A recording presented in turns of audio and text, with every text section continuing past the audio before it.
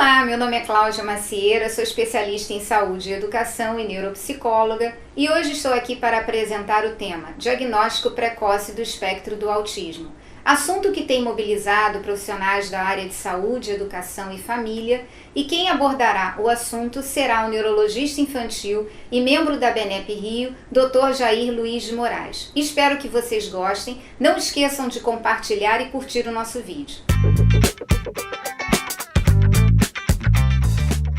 Bem, boa tarde a todos.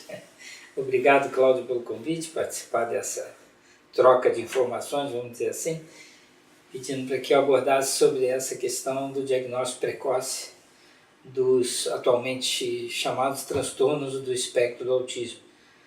Realmente é uma oportunidade enorme nós podemos abordar sobre esse tema, porque eu não sei se no consultório de vocês, mas deve estar acontecendo a mesma coisa que no meu.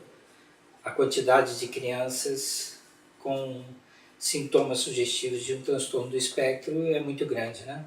Os trabalhos mais modernos de prevalência, de acordo com a Organização Mundial de Saúde, hoje, só para vocês terem noção, já coloca uma criança para cada 68 crianças.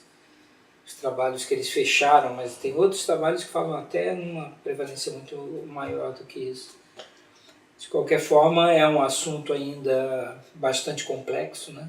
É um transtorno que nós sequer sabemos as causas, a etiologia pelo menos, e todos nós temos que dar conta de um trabalho com essas crianças. E cada vez mais aparecem crianças em tenra idade, né?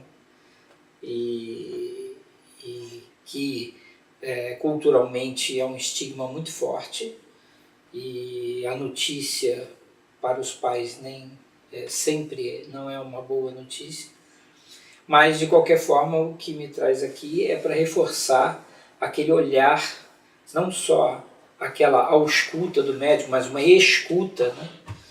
A escuta e um olhar preventivo. Na minha opinião, isso é muito importante. Nós conseguimos detectar vários sintomas, várias crianças com transtornos do espectro do autismo em idades bem pequenas, em idade precoce, e que nos facilita muito na abordagem terapêutica, não só aos terapeutas, como também a própria criança e a família, né? Que, como eu disse, o diagnóstico é bem problemático. Até então, nós lidávamos muito com dois códigos internacionais de avaliação das doenças, um deles o CID-10, que ainda não mudou, né? E o outro o DSM-4, em que no CID-10 eles são chamados de transtorno global do desenvolvimento e no DSM-4 transtorno invasivo do desenvolvimento, e a partir de agora, no DSM-5, tudo se tornou transtorno do espectro do autismo. O DSM-5 fez algumas mudanças, que a meu ver tem algumas críticas, inclusive pessoais, mas de qualquer forma fez algumas mudanças, principalmente na abordagem daquela tríade, né, de prejuízos na comunicação, interação social e comportamento. Agora se tornou uma díade, juntando-se ao prejuízo de comunicação com a interação social e separando os prejuízos comportamentais. De qualquer forma, é uma questão teórica, mas engloba todos os casos com o transtorno do espectro do autismo. Acaba com aquele guarda-chuva que você tinha síndrome de Asperger, síndrome de Rett. A síndrome de Rett já saiu da classificação, porque já tem o gene que é o MACP2, né, o MACP2, e alguns outros, autismo atípico, algumas outras classificações que ainda existem no CID-10, no DSM-5, isso cai por terra e todos são transtornos do espectro do autismo, com classificações de leve, moderado a grave ou severo. Os estudos, como eu disse, até hoje nós não temos um exame complementar que seja fidedigno ao diagnóstico. O diagnóstico ainda é clínico, baseado nas informações que nós recebemos dos pais e nas nossas observações. Por isso nós devemos ler bastante e termos uma perspicácia muito grande em avaliar preventivamente alguns sintomas, porque os sintomas eles são todos praticamente justificáveis, né? Mas antes de falar disso, existem alguns trabalhos, alguns estudos que mostram que alguns exames complementares do tipo neuroimagem, né, a ressonância magnética, SPECT, o PET, enfim, eletroencefalograma, tem estudos que mostram alterações estruturais e mesmo metabólicas, no caso da ressonância com espectroscopia, mas nenhum dessas alterações são fidedignas ao diagnóstico. Para o diagnóstico do transtorno do espectro do autismo, ainda nos dias de hoje ele é clínico.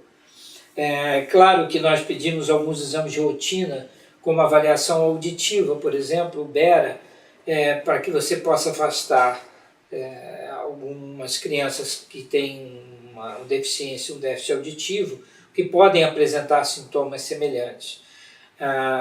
E o diagnóstico é clínico. E a dificuldade do diagnóstico, ou pelo menos da hipótese diagnóstica, ela se dá pelo fato, além dos sintomas serem justificáveis, que eu vou dizer agora, pelo fato das pessoas inicialmente negarem, né, não quererem ver aquilo que está acontecendo. Isso não acontece só ao nível da área médica, isso acontece também nos ambientes familiares e ambientes médicos também. Às vezes as pessoas, na maioria das vezes, não veem aquilo, né? Então, é importante que a gente tenha esse olhar crítico. Um olhar crítico, mais ou menos como se nós pecássemos pelo excesso. Em relação aos sintomas, eles são muito justificáveis. Então é muito interessante quando você colhe uma história dos pais e que você pergunta sobre, por exemplo, interação social, né? A interação social, para mim, eu tenho um olhar em relação à interação social, você tem outro, e as pessoas têm olhares diferenciados em relação a essa questão. E então sempre há uma justificativa. Não, ele vai, ele brinca, ele corre com os outros, etc. E isso precisa ser muito bem avaliado, porque no final de uma anamnese, no final de uma consulta, você tem que falar com os pais sobre o que está acontecendo. E outras questões também sobre o comportamento, né? As crianças hoje em dia têm comportamentos muito diferentes, as abordagens, as dinâmicas familiares hoje em dia são muito inadequadas, os limites são difíceis de serem dados, enfim, é a época atual e isso também dificulta às vezes um comportamento, confundindo com birras ou pirraças, confundindo um transtorno comportamental ligado ao transtorno autístico. A comunicação é uma das principais queixas pelas quais os pais nos trazem ao consultório as crianças, ou pelas quais as crianças são encaminhadas, né? O atraso na fala. Na nossa cultura, as crianças têm que falar e andar logo, porque senão tem um problema. Mas, enfim, o atraso na fala é uma queixa muito comum, mas que também é um sintoma justificável pelos pais, não é? Porque nós temos essa cultura de, eu falei aos 5 anos, o pai diz. Meu filho não fala ainda, mas ele vai falar. Enfim, então isso marca muito a dificuldade de você estabelecer uma hipótese diagnóstica quando ela é exclusivamente clínica. Até porque existem outros transtornos, que não só o transtorno do espectro, por exemplo, um DEL, que é um distúrbio específico da linguagem, ou mesmo um TDAH, que é o distúrbio do déficit de atenção e hiperatividade, ou um transtorno não verbal. Enfim, esses transtornos têm uma intersecção de sintomas, né? Então tem alguns sintomas que são comuns a todos. Então, e quando você tem essa questão clínica só, né, a ansiedade nossa, a ansiedade dos pais pelo menos, assim, quando levam a um médico, levam a um neurologista, um psiquiatra infantil, enfim, querem um exame, né? Sai do consultório sem nenhum exame, assim, é complicado convencê-los, mas de qualquer forma eu insisto que a importância de nós termos esse olhar preventivo. Então, por exemplo, lá no nosso serviço, na nossa clínica, que é um centro de atendimento multidisciplinar, onde eu tenho uma equipe que trabalha junto comigo, uma equipe multidisciplinar, nós bolamos um tipo de avaliação que tivemos sucesso, porque nada demais, nada que não exista, mas nós pegamos alguns instrumentos de avaliação, que são escalas, instrumentos ou escalas, porque como é que isso funciona? Os pais, quando veem aquilo de uma forma mais concreta, tem uma credibilidade maior do que sair de uma consulta de 1 hora e o doutor, que ele nunca viu, disse que o filho está dentro do espectro autista. A questão da palavra autismo é muito importante, né? O transtorno invasivo do desenvolvimento não é tão não cria tanto impacto quanto o transtorno do espectro do autismo. A palavra tem um peso muito grande cultural. Por exemplo, se eu digo para os pais, o seu filho tem crises convulsivas, tem uma conotação. Não, seu filho é epilético, tem uma outra conotação, percebe? E a mesma coisa com a palavra autismo. Então, quando nós bolamos 4 instrumentos. Um deles, que vocês devem conhecer, é o PROC, que é o Protocolo de Observação Comportamental, né? Em que 2 terapeutas, aí no caso lá no nosso serviço, uma é fonoaudióloga, outra é psicóloga, ficam com a criança em sala fazendo a observação do PROC, observando a parte de habilidades cognitivas da criança, o entendimento, a parte verbal, e cada caso vão descrevendo o que está ocorrendo ali, além de terem feito uma entrevista com os pais. E usamos também o MChat, que é o questionário de avaliação respondido pelos pais, que ele é bem simples, bem objetivo, 23 perguntas, com respostas sim ou não, e que ajuda bastante, porque os pais colaboram respondendo esse questionário. Um outro teste que a gente usa muito também, uma outra escala, é o ATA, né, que é uma escala em que tem 23 subitens de avaliação com ponto de corte em 15 dos 23, o que ajuda também os pais a ter uma credibilidade maior, porque tudo no concreto é diferente. E por último o CARS, né, o CARS, que é uma escala de classificação, né, e de detecção de se o transtorno do espectro, um diagnóstico diferencial com déficit intelectual ou não. E quando eles veem o gráfico horizontal do CARS, e que tem até um número de 29, mais ou menos, de classificação não autista, dali até 36,5, um transtorno do espectro, seria um transtorno leve a moderado, e depois uma coisa mais grave ou severa. Aquilo parece que é impressionante na prática como aquilo, bom, doutor, então vamos tratar, né? Porque, e aí, muitas das vezes nós tratamos as crianças em tenra idade e com toda certeza elas vão saindo do espectro com o trabalho de estimulação. Algumas não saem totalmente, umas saem bastante, né? Uma ou outra posso até dizer que sai totalmente com um resquício ou outro do espectro. E também nos ajuda muito a você fazer os diagnósticos diferenciais com esses outros transtornos que eu havia dito e que tem uma intersecção de sintomas. Por exemplo, o DEL muitas vezes é muito difícil, porque a criança é verbal, né? E tem sintomas autísticos como estereotipias e vários outros sintomas. Bem, então isso foi uma ilustração rápida, no sentido de que a avaliação clínica, uma história clínica de anamnese, uma avaliação neurológica, do exame neurológico, que às vezes, a maioria das vezes eles cursam com distúrbio psicomotor também, e essa testagem que lá no nosso serviço, na nossa clínica, nós escolhemos esses 4, mas isso pode variar. E muitas vezes a gente usa o PEP-R também, que é uma escala que nós lá usamos para a avaliação evolutiva. Em alguns outros setores, algumas outras clínicas que fazem abordagem com o transtorno do espectro, eu já reparei que alguns usam o PPR como teste de avaliação. Lá nós usamos como evolução, porque ele é um teste colorido em que você vai, um gráfico colorido em que você vai vendo em que a criança evoluiu em 6 meses, depois 6 em 6 meses mais ou menos. Enfim, essa é uma prática muito pessoal que nós bolamos e tem dado muito certo. Eu fico impressionado com a quantidade de pacientes que eu atendo diariamente, só para vocês terem noção.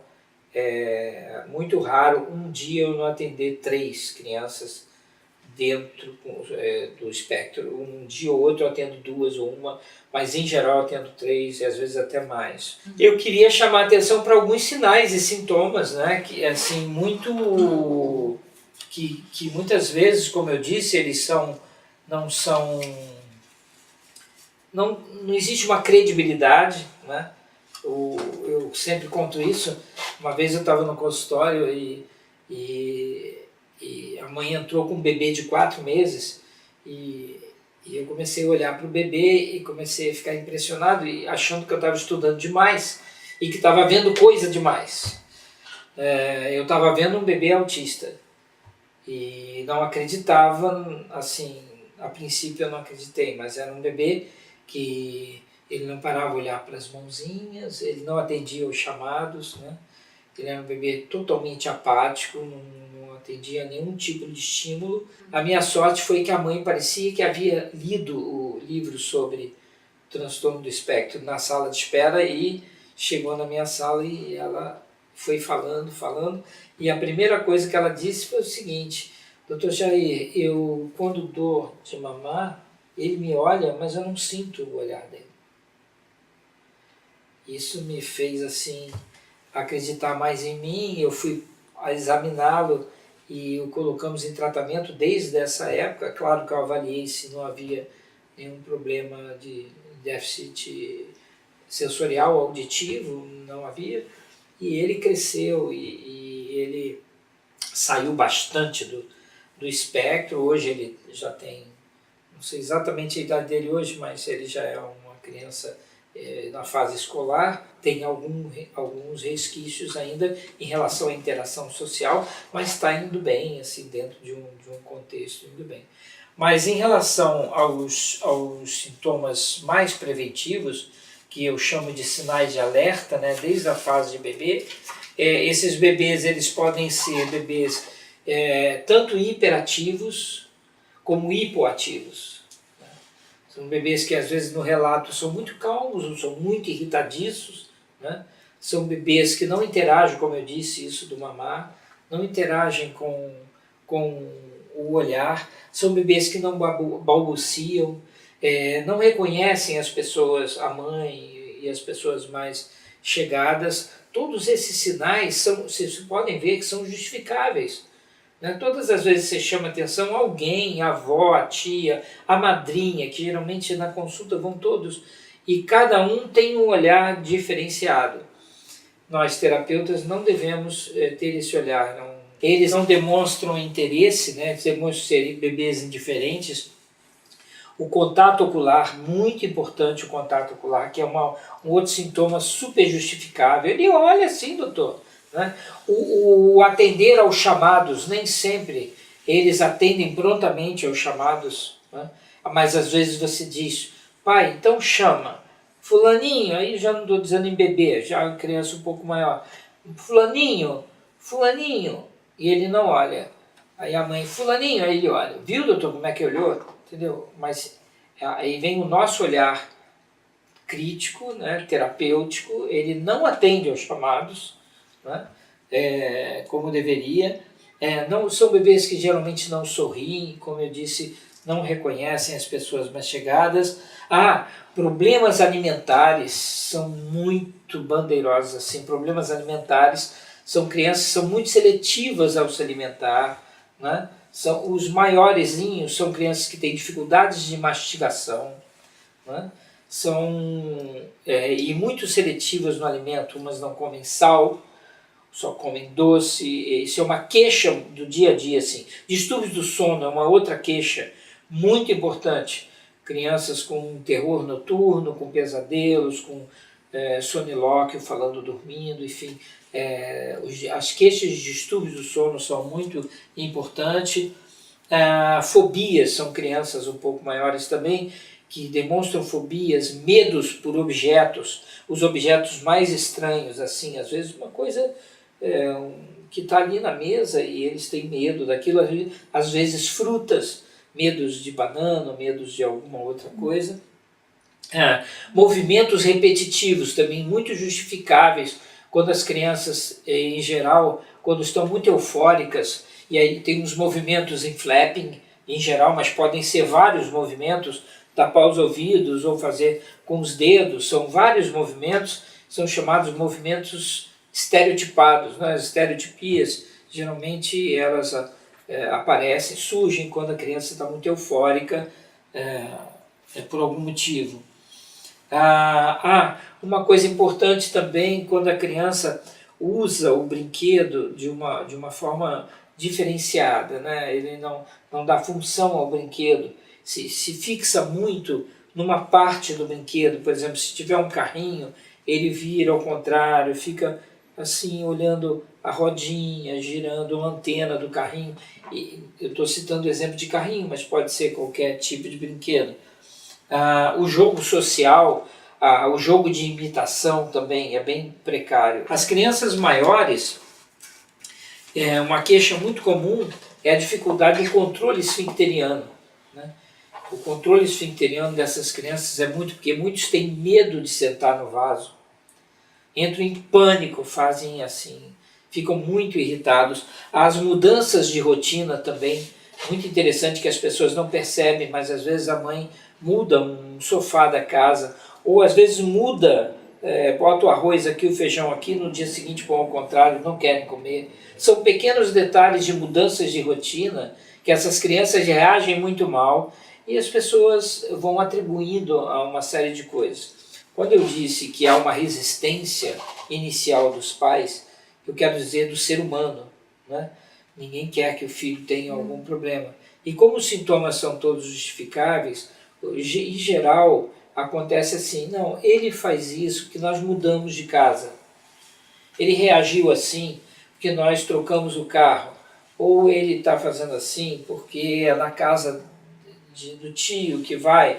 Ou então, não, a avó está doente, a avó está no hospital, ou está em casa acamada. Tem uma série de justificativas que nós terapeutas temos que tomar muito cuidado para não perdermos o time do diagnóstico. E não tem outro jeito, tem que ser assim, né? Como eu disse, não tem nada que possa nos auxiliar fidedignamente. Bem, continuando com os sintomas, são crianças que têm, em geral, risos e choros assim, inapropriados, do nada, né? Tem alternância de riso e choro. Outro dado importante, que muitas vezes vem do pai, doutor, ele cai, eu fico apavorado com a queda que ele sofreu e ele parece que não sente nada. Parece que são insensíveis à dor, é uma característica muito peculiar que nós, terapeutas, devemos estar sempre atentos. A interação social. A interação social é uma questão de extrema importância. Interagir é troca. Não é ficar correndo no play, numa festa de aniversário, indo nos brinquedos, no pula-pula com as outras crianças, como os pais falam. Ele interage, ele fica no pula-pula. Isso não é interação. Interação é troca, não é? Isso também nós temos que tomar bastante cuidado e avaliarmos como é essa interação que eles nos relatam, né? Os relatórios da escola são muito importantes, apesar de que na minha experiência, na minha vivência, as escolas mandam uns relatórios que às vezes não batem, eu não sei por que motivo, mas enfim, os ambientes, existe hoje em dia o boom do momento, que é a epigenética, né? Que é a interferência do ambiente no seu próprio DNA, e eu acho que isso cabe também dentro do transtorno do espectro, porque o ambiente modifica algumas questões. E o olhar do professor, ele é um olhar diferenciado mesmo, mas ajuda bastante na nossa hipótese diagnóstica. Então, um relatório médico, como é o dia a dia dessa criança, é de uma importância ímpar. em geral, são arredios a contato físico, mas isso é um outro sintoma que é muito justificável pelos pais.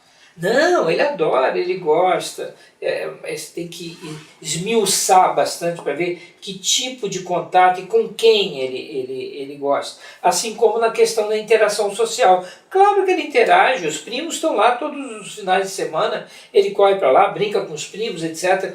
Mas que idade tem os primos? Ah, são mais velhos. A interação, ela tem que ser com os iguais. Esse é o pulo do gato. Como essa criança interage com os iguais? Ah, com os iguais, ele prefere ficar sozinho. Ele não interage. Com os mais velhos não nos importa. Algumas estereotipias muito interessantes. Essa semana atendi uma que tinha essa estereotipia assim. Ficava com uma coisa na mão fazendo assim. O tempo todo assim. Tudo que pega põe assim. Assim como na boca também é muito comum. A forma peculiar de brincar, essas crianças que pegam um carrinho, deitam e ficam brincando com o carrinho para lá, para cá, para lá, para cá, é uma forma peculiar que a gente deve botar uma pulguinha atrás da orelha e começar a ter um pensamento preventivo nesse sentido. Geralmente eles têm resistência a vários métodos de ensino, já visto o fato de a gente estar sempre tendo que trocar com a escola e trocar métodos de ensino. Eles são crianças que gostam muito de correr, muitas vezes correr em círculos e muitas vezes sem a noção do perigo. Né? Sem noção do perigo. A ecolalia é muito interessante, pode ser imediata ou tardia. O comportamento também é um outro sintoma importante, porque não se medica o transtorno do espectro. Se medica os sintomas ou as comorbidades. Por exemplo, se uma criança tem um transtorno do espectro do autismo e é epiléptico, tem epilepsia, você tem que medicar a epilepsia. Mas muitas dessas crianças têm um comportamento, têm um transtorno de comportamento associado, comórbido ao transtorno do espectro. E vale a pena medicar sim. Né? Os medicamentos são medicamentos que caem como uma luva. A criança melhora bem, os terapeutas podem lidar melhor, a escola lidar, a família pode lidar melhor, sair com eles, né, vão a restaurantes, etc. E quando não medicados, isso é impossível acontecer. Cada caso é um caso. Eu queria dizer algumas frases do tipo que o transtorno ele é ainda extremamente complexo. Nós não temos ainda a causa do autismo. Os estudos de genética molecular estão bem adiantados, mas já tem mais de 120 genes candidatos. Né? E as evoluções, como eu disse, são diferenciadas. Cada caso é um caso, evolui de uma forma, depende de N situações. E marcar, por último, a importância do olhar, como eu disse no início, o olhar precoce. Né?